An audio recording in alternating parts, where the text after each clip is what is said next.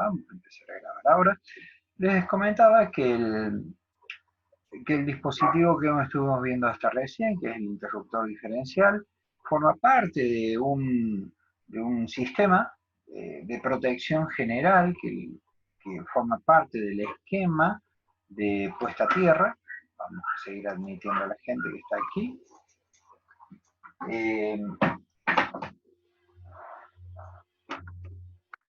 Están terminando de ingresar los chicos que faltaban. Forma parte de un sistema de conexión, de un esquema de conexión a tierra. El tema que nos está faltando es relativamente corto, el de descargadores, pero no deja de ser interesante y forma parte fundamental de lo que es el tema de protecciones, porque sin ellos no vamos a poder hacer una superficie equipotencial, que es lo que pretendemos lograr para poder proteger absolutamente todo. ¿Qué estaba por decirles? Están entrando otros chicos y ya vamos a seguir con el tema vamos a seguir compartiendo la pantalla. Aquí estamos. Vamos a empezar a ver el descargador de sobretensión. ¿Qué es un descargador de sobretensión? Bueno, siguen entrando, permítanme, vamos a admitir todos los chicos que están entrando ahora. ¿Está? Después, si nos queda un ratito de tiempo, me pueden hacer las consultas a través del chat. Es básicamente ¿qué hace un descargador? Se comporta básicamente como un aislador, es un aislador, siempre y cuando la tensión no sobrepase un determinado nivel. Entonces, ¿a dónde deriva esa sobretensión? A tierra, con el fin de evitar los equipos deterioros, los equipos que están corrientes abajo de su conexión, ¿no? Entonces, se representa de esa manera, como está ahí, fíjense que un extremo está tomado a la fase del circuito y el otro extremo está tomado a la puesta de tierra, ¿no? Para la tensión nominal, ¿qué es nominal? La normal es un aislador, se comporta como un aislador. Permítanme que sigan ingresando gente, ya estamos. Ahí estamos. Vamos a silenciar a todos. Perfecto. Ahí estamos. Ahora, es decir, para una sobretensión, se deriva esa tensión a tierra, evitando que esa sobretensión pase al circuito que está protegiendo corrientes abajo. ¿Cómo se genera una sobretensión? Esa es la pregunta. A ver, si yo tengo 220, ¿por qué se genera una sobretensión en la línea? Bueno, la más común, la que ustedes ya se imaginan, es una descarga atmosférica. Cae un rayo a una determinada distancia de un cable, de un conductor, pero el rayo cae, es una corriente eléctrica que circula por el aire, es una corriente disruptiva porque de no pasar nada pasa a todo, es un chispazo grande, se rompe la aislación del aire y hay un afluente de corriente enorme que pasa desde la Tierra a la nube en realidad, y nosotros lo denominamos como rayo. Toda corriente genera a su alrededor campos electromagnéticos. Esos campos electromagnéticos generan a su vez, invaden todo el espacio aéreo que los rodea y en todo lo que es metal genera sobretensiones inducidas, esas ondas electromagnéticas, que empiezan a viajar por el cable y pueden viajar hasta kilómetros. Entonces, esta es una de las formas que se genera una sobretensión sobre una línea. Claro, pero es un radio que cayó a 200 metros, ¿no? Del cable o del poste. Porque, ¿qué pasa si el rayo cae sobre el poste? Acá hay muchos chicos que trabajan en distribuidoras ya habrán notado que cuando un rayo cayó en un poste, no encontramos el poste. Normalmente se quema todo y es muy difícil de tenerlo, es muy complicado. Para eso aparece lo que se llama pararrayo, que pronto lo vamos a ver, cómo se diagrama, cómo se calcula, cómo se hace un pararrayo, cuando veamos esquemas de puesta a tierra, y cómo proteger las cosas que están dentro de, de un sistema protegidos por un pararrayo. El pararrayo es para el rayo, es decir, es para poder traerlo al rayo y hacerse cargo del rayo. No es para parar el rayo, es decir, viene del verbo hacerme cargo, no del verbo detener.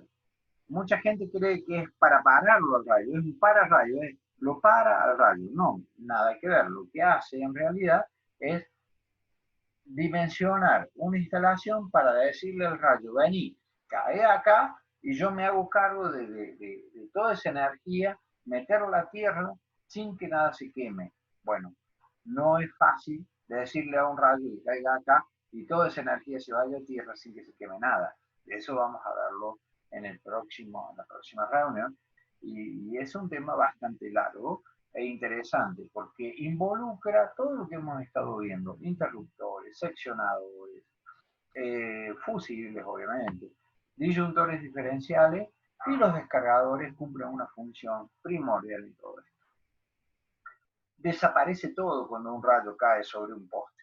No tenemos más nada, no encontramos el poste, no encontramos el cable. ¿Cómo se genera también una sobretensión? Una es por la descarga atmosférica, otra nosotros la denominamos descargas atmosféricas, por aperturas y cierres de circuitos, conexiones o desconexiones. Son transitorias, es decir, cuando yo cierro un circuito, estoy cerrando una onda senoidal, ustedes saben eso, pero se genera además, cuando yo cierro, además de la onda senoidal que apareció ahí, esta onda senoidal, cuando yo lo cierro, aparecen también otras ondas que acompañan a todo el sistema y de variadas frecuencias y que se van atenuando a lo largo del tiempo y también de la distancia. Quien está muy lejos probablemente no la vea, pero quien está cerca de esto la va a ver y de forma muy significativa. Estos transitorios suelen aparecer más que nada cuando se abren y se cierran circuitos en alta y en media tensión. Aparecen lo que nosotros llamamos transitorios de distintas frecuencias. Fíjense que la frecuencia celeste y la verde son de distinta a la roja, y se atenúan rápidamente. Sin embargo, obviamente que generan destrozos, corrientes abajo, ¿no? Algo más común, pero no menos desastroso, es el desplazamiento de neutros. ¿Qué quiero decir con esto? A ver, por ahí este tema he intentado armar el PowerPoint para que ustedes puedan seguirme y no los culpo si no me comprenden porque no es un tema fácil. Les voy a explicar qué es lo que pasa cuando nosotros hablamos de desplazamiento de neutros. Ustedes saben que un transformador de distribución nos entrega una tensión que puede ser representada por un vector. Ese vector arranca en 0 y termina en 220 volts. Y que también existe otro vector, por eso es trifásico, la negra, supongamos que la negra sea la fase R y la roja sea la fase T, también tiene 220 volts, pero tiene otra orientación. Entre esta punta y esta punta tenemos 380 volts. También aparece otra tensión más a 120 grados cada una de ellas, que también es la otra fase, por eso estamos hablando de sistemas trifásicos, que nos da entre el neutro que estaría aquí en el centro y la punta de este vector 220 volts. Eso lo llevamos por cables a la calle. Les voy a poner un cable como normalmente ustedes están acostumbrados, uno negro, uno marrón y uno rojo, que es lo normado, y uno celeste para el neutro. Ahí lo tengo. Ustedes saben que la puesta a tierra, el centro de estrella, esta es una estrella, el centro de estrella en el neutro se lo coloca a tierra, como está indicado aquí. Entre el neutro y una fase tenemos aproximadamente 220 volts. Acá también tengo aproximadamente 220 volts y acá también. Y en el otro extremo, ¿qué colocamos? Una carga que me genera una corriente I sub R. Es decir, tengo una corriente por la fase R que va hacia la carga y va a retornar por el neutro. En la fase S, por ejemplo, tengo otra carga y en la T también tengo otra carga y formo acá otro triángulo muy similar a este. Entre este punto y este punto tengo 220. Fíjense, 220, 220, 220. I sub S, la carga I sub S, la carga que tengo sobre la fase S me genera una corriente I sub S. La carga que tengo sobre la fase T me carga una corriente I sub T. ¿Qué pasa si las corrientes, y esto es muy normal, es muy típico, que las corrientes I sub R, I sub S y I sub T no son iguales? Es decir, no son iguales para nada. Esto quiere decir que este sistema, para que se mantenga en equilibrio y entre este punto y este punto haya 220 volts, la corriente que viene por acá tiene que regresar por acá, la que viene por acá tiene que regresar por acá y la que viene por acá pues también por acá. ¿Sí? Es una suma vectorial, por lo tanto, la suma de las tres corrientes no me va a dar lo que ustedes imaginan. Si yo tengo 10 más 10 más 10, no me va a dar 30, sino que como es una suma vectorial, se anulan entre ellas y queda acá la diferencia de las tres corrientes. Quiere decir esto, que la corriente del neutro va a ser distinta a cero, es decir, por acá va a circular una corriente. Cuando va a circular una corriente por acá, cuando las cargas no están perfectamente equilibradas. Si están equilibradas, la corriente del neutro es cero, pero si no lo están, esta carga es mayor, esta carga es menor, y viceversa, las corrientes no son iguales, la corriente del neutro no es cero. Pero ¿qué pasa si el neutro en estas condiciones, en esta condición, el neutro se corta? Es decir, por razones X. Nosotros hemos tenido casos en que un camión hizo marcha atrás, golpeó el poste y nos cortó el neutro. Se corta el neutro. Acá, se cortó. Entonces, esta corriente, ¿qué pasa? Ya no puede circular. Se hace cero. Si se hace cero, acá ¿quién le da equilibrio a esto? No tenemos forma de darle equilibrio. Por lo tanto, la I sub n se hace cero. ¿Qué pasa con esto? Fíjense, se desplaza. Como estábamos anteriormente, estábamos ahí. Automáticamente esto, como no tiene una referencia tomada a tierra, ni tampoco tiene cómo descargarse, se desplaza. Fíjense cómo se movió, y eso nosotros lo mencionamos como desplazamiento de neutro. Y en vez de tener 220 bolas acá, este es el desplazamiento de neutro. En vez de tener 220 volts, puedo tener, por ejemplo, 275. Puedo tener 218 en esta, una tensión muy parecida a la normal. Y en la otra puedo tener 165. Obviamente, todas las cargas que estén sometidas a 275 volts se van a deteriorar. Todas las que están a 165, por ejemplo, si es una heladera, se va a quemar, porque el motor no puede funcionar con una tensión menor de los 195 volts aproximadamente. ¿Sí? Esto se conoce como desplazamiento de neutro.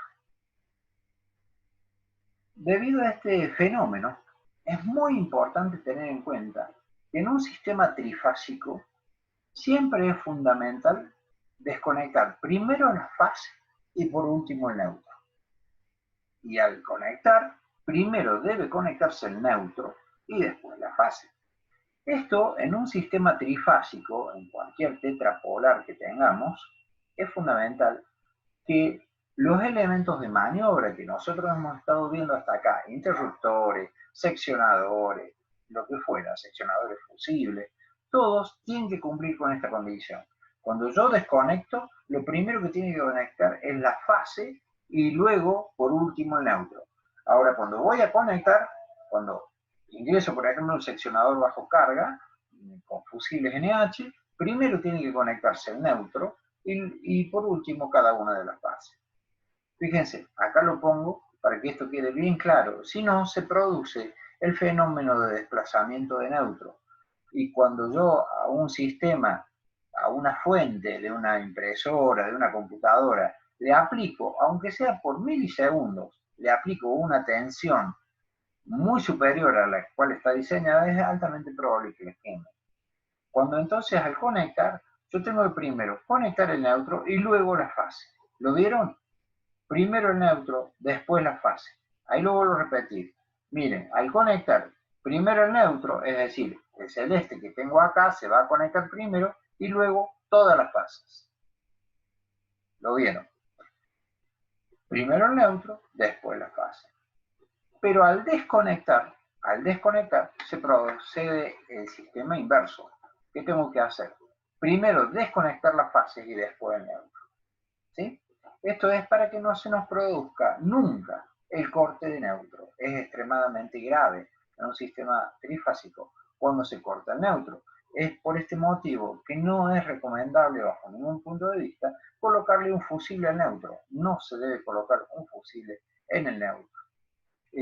Muchas veces en algún sistema los bomberos nos piden, el neutro es considerado un elemento activo de energía, es decir, lleva energía, neutra, pero lleva energía. ¿Qué quiere decir esto? Que los bomberos para entrar a echar agua a un edificio necesitan que todos los componentes activos estén desconectados. Por lo tanto, quieren que un seccionador fusible, cuando yo lo accione, corte los 4 cables, es decir, las 3 fases y el neutro. Para poder hacer eso, lo debo hacer de esta manera, ¿sí? Primero la fase y luego el neutro. ¿Qué diferencia hay entre estas sobretensiones mencionadas? Recuerden que hemos visto la sobretensión dada por una descarga atmosférica, por elementos de maniobra de conexión o desconexión, y también esta por el corte de neutro. Las dos primeras son de frecuencias muy altas, son frecuencias altísimas, incluso variables y que se atenúan rápidamente. Los llamamos a esas descargas de tipo transitoria.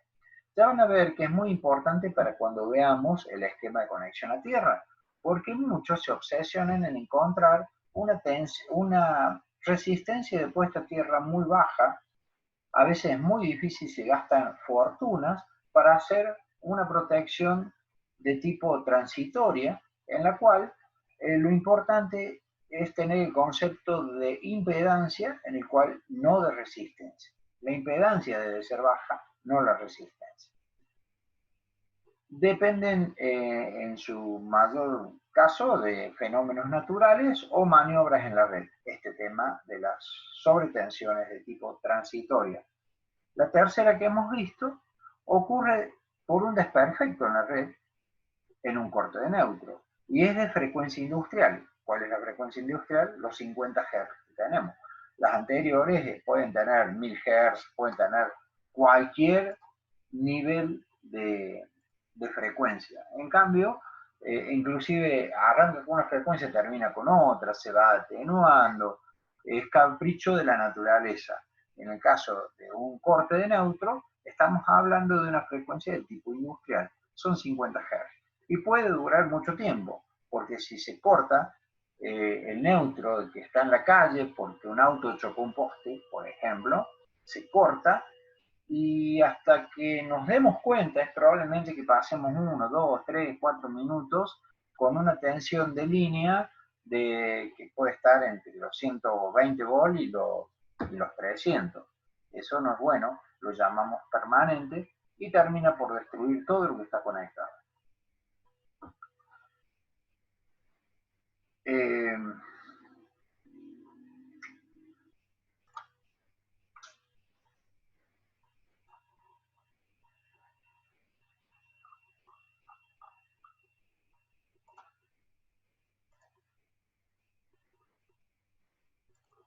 acá lo estamos viendo.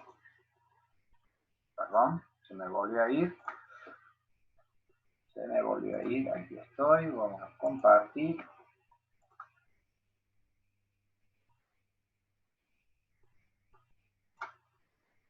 Bien, vamos a seguir aquí, creo que estamos por este lugar.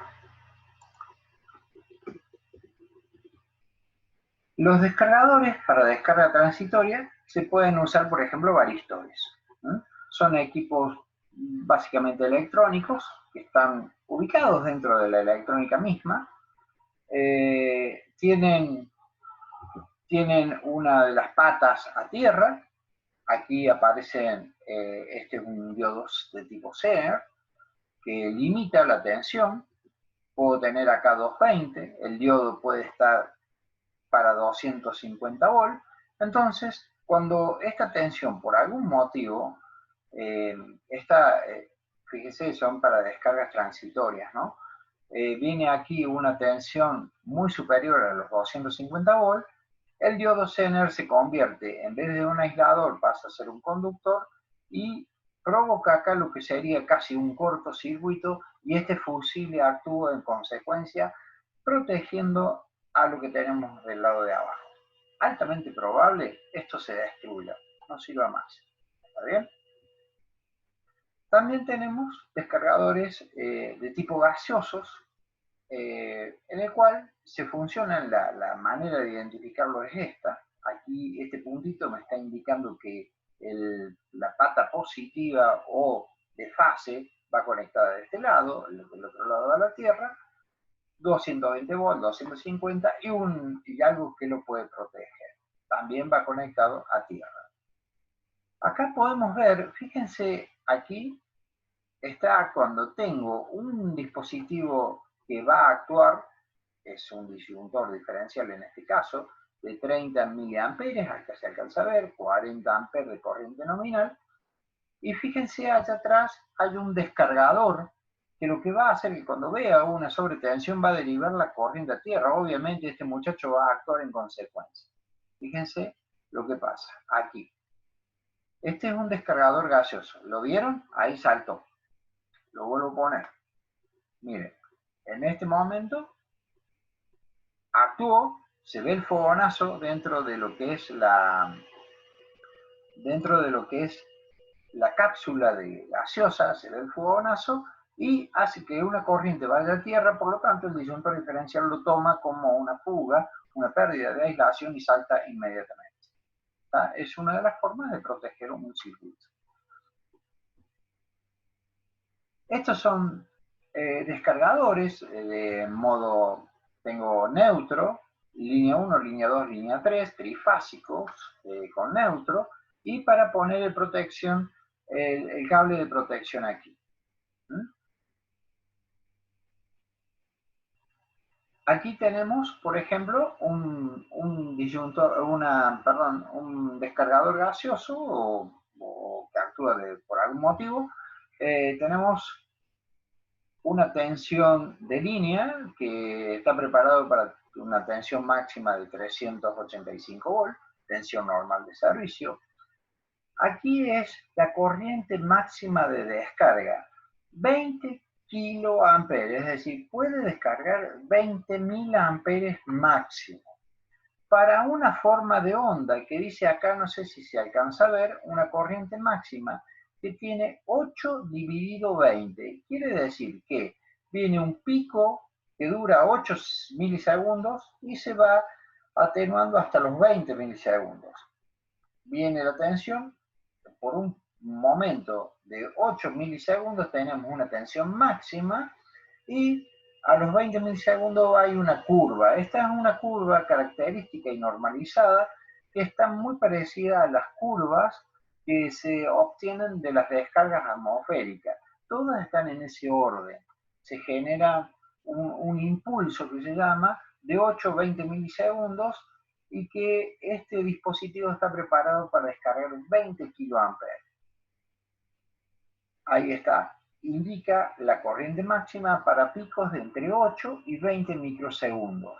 Microsegundos. Acá tengo una corriente nominal que es 10 kA es la corriente máxima de descarga para 20 descargas.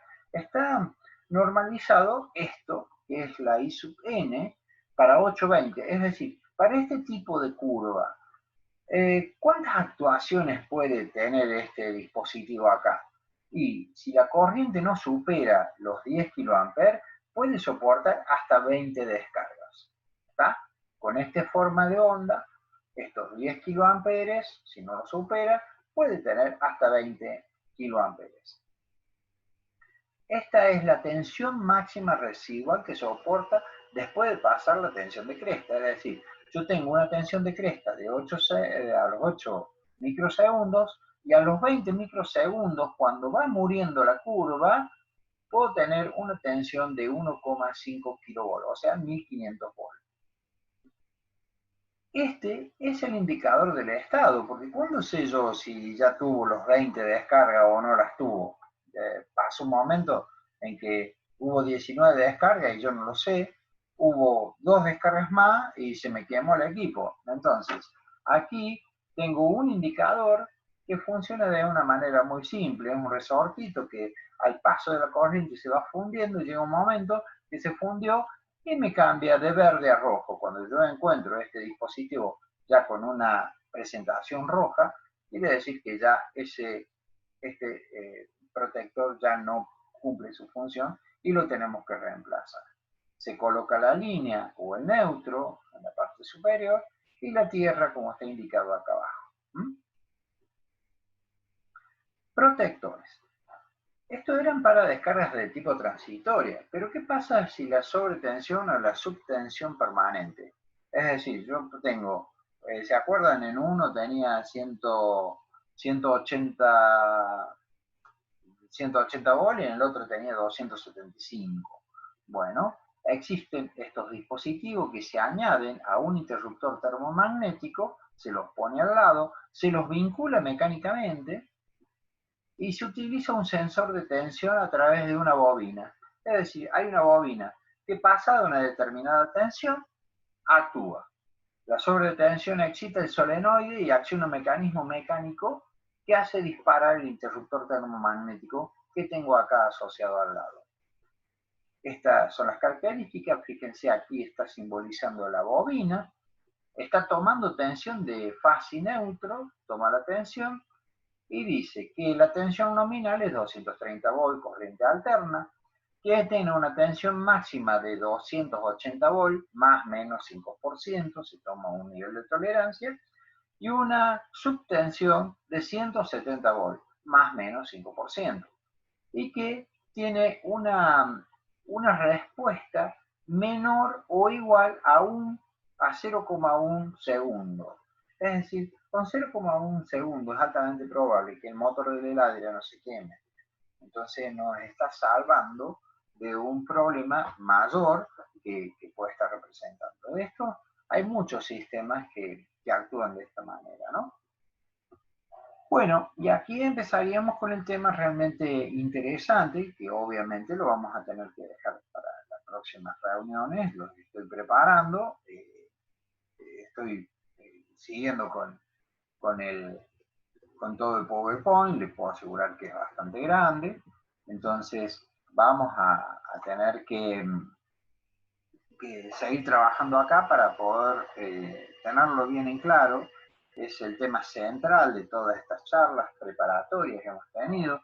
Hemos empezado allá por los elementos de maniobra sustanciales y bueno, ahora estamos llegando, viendo todos los periféricos, ahora sumados todos nos van a hacer un sistema de protección. ¿Qué opinión tiene de las fichas probadoras de disyuntor? ¿Tienen algún agregado a la prueba de disyuntor? Me pregunta Tomás. Las pruebas, que son los dispositivos que ustedes lo enchufan en cada uno de los tomas y pueden ir probando el disyuntor. Hay dos cosas ahí. Hay dos cosas. Una está buena para saber si la fase está en la fase y el neutro está en el neutro y si la continuidad de la Tierra, porque lo que hace ahí es medirme la continuidad de la Tierra y eso está bueno. Es uno de los aspectos que tenemos que asegurarnos dentro de una instalación, la continuidad del cable de protección a tierra, eso es importantísimo, pero no nos puede dar la certeza de lo que habíamos visto anteriormente. Es decir, un interruptor diferencial tiene que actuar a una determinada corriente a un determinado tiempo. ¿Por qué? Porque no es que una persona pueda soportar 30 milisegundos, perdón, 30 miliamperes de manera permanente. No, tiene un tiempo de respuesta y tiene que actuar de manera eh, sistemática, permitiendo que los tiempos sean adecuados y no sobrepasen los niveles que estén fuera de norma. Ese dispositivo, lo único que vas a lograr es decir, es como pulsar el botón de test. Test, sí, anda, bárbaro. Nada más que lo estás haciendo de manera remota y te está dando una pauta de que la continuidad del cable de protección a tierra está. Eso está bueno. Pero por otro lado, no te va a dar la garantía de que está respondiendo en tiempo y forma. Los descargadores deberían ser obligatorios en un circuito. Ya lo vamos a ver cuando veamos el esquema de protección de tierra, que un descargador cumple una función de equipotencialidad fundamental. Podemos hacer una inversión enorme en la puesta a tierra y el esquema de la puesta a tierra con su sistema integral no está completo si no forma parte de los descargadores. Entonces, nosotros hemos puesto una malla de puesta a tierra, por decir algo, hemos unido todas las partes metálicas no sometidas a tensión a esa puesta a tierra y cae un rayo a 2 cuadras y me quemó el equipo que yo pretendía proteger y no me lo protegió y dije yo para qué invertí tanto, puse puesta a tierra, puse de todo y cometí este error que el descargador en esos casos cumple una función importante. No es obligatorio, pero en un buen diseño debería existir. ¿Hasta qué distancia se induce la sobretensión de un fenómeno atmosférico, hablando de la distancia del cableado, ya sea de baja o media o alta? Y en metros, en kilómetros. Nosotros hemos tenido, por ejemplo, ¿no? Hemos tenido gente trabajando en líneas. Acá no está lloviendo, no hay tormenta, no hay nada, y de pronto la línea está desconectada totalmente sin energía, con seccionadores abiertos y hay tormenta en General Paz, para que te ubique, en distancia aproximadamente 16 kilómetros, y al muchacho que estaba trabajando ahí le metió un patadón que casi lo tira del poste. Es complicado eso, depende de muchos factores, depende de la frecuencia del rayo. La frecuencia del rayo me da una frecuencia de esos círculos de electromagnetismo. El electromagnetismo se transmite por frecuencia y puede acercar a varios metros o varios kilómetros. Entonces es medio aleatorio, ¿no? Sabemos que cuando el rayo cae en un punto, destruye todo lo que toca. Por lo tanto, a veces las normas alegremente dicen que quieren que un edificio tenga un pararrayo. Bárbaro, tiene un pararrayo, le ponemos un pararrayo, pero ¿qué pasa con el pararrayo? Hay que diseñarlo de manera tal, porque yo le estoy diciendo, voy a hablar de manera no muy adecuada. Yo le estoy diciendo como macho al rayo, vení, tomá, cae acá, le pongo una espada hacia arriba y le digo, vení, cae acá. Y una vez que cae ahí el rayo, tengo que saber qué hacer, porque toda esa energía tiene que disiparse y se tiene que ir a tierra, sin que me queme nada. Pero si yo le digo que me caiga acá y me quema todo, prefiero no decirle nada, que vaya y caiga un pino que haya allá a 300, 400 metros. Otro de los mitos es que ponemos un pararrayo y creemos que, acá en la iglesia está a 200 metros, hay un pararrayo y yo estoy salvado. No, ya van a ver, el radio de cobertura es bajísimo. Un protector de sobretensiones transitorias actúa con una sobretensión permanente. Generalmente no, porque actúan por frecuencia. Es decir, la frecuencia es la que hace disparar de alguna manera, hace disparar a ese capacitor, a ese equipo que tengo ahí que está haciendo de aislador, viene una sobrefrecuencia y lo hace disparar. ¿Está? También la sobretensión, pero estamos hablando de tensiones muy elevadas. Acá una sobretensión permanente, estamos hablando de 100 volts, que destruye todo, obviamente, pero son dos dispositivos distintos. Ambos deberían estar, si queremos hacer una buena protección de todo esto. ¿Alguien más quiere hacer alguna consulta? Me está quedando apenas 1 minuto 20, así que no me queda mucho tiempo. Un protector de sobretensión actúa como descargador atmosférico también, ¿o no? De sobretensión puede actuar, lo que pasa es que actúa en tiempos muy largos. Un rayo actúa a los 20 microsegundos, y un protector de sobretensión a los 0,1 segundos. Son años luz comparado con la velocidad del rayo. No es una protección adecuada. Va a saltar, ustedes van a decir, uy, me saltó, pero no me sirve más nada para eso. Chicos, me queda nada más que menos de 1 minuto, así que les agradezco la paciencia, el haber estado acá con esta reunión, espero que les haya servido. Gracias a usted, gracias a usted. Bueno, muchas gracias. Nos vemos en la próxima. Bueno, la verdad. La próxima va a ser buena. Un gustazo reencontrarme de vuelta con usted, Inge. Gracias, Carlito. Gracias. Un gusto, querido. Muy bueno, muy bueno. Bueno, me alegro. Un gusto, chicos. Será hasta la próxima.